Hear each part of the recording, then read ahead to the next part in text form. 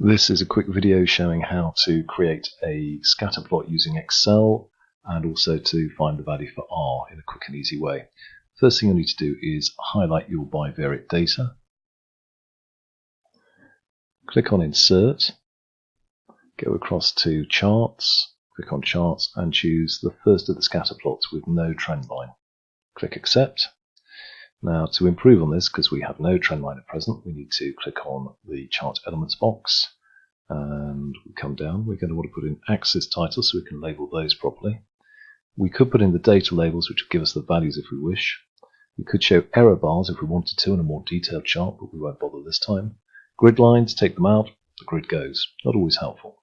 Legend, if we have more than one line we could put a legend in to give us the key. And then more importantly there is trend line.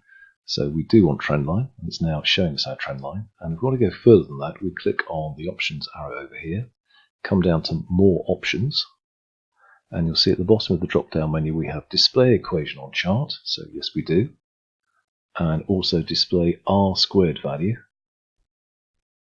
which is now got, so we can now see that we've got our final calculation value there along with the value for the equation of the line. Now obviously if we want to edit it, we can click into the box, or we should be able to. Just come out of it now, it shows it. And then we can also decide what titles we want to put to the axis as well if we so choose. And that's it.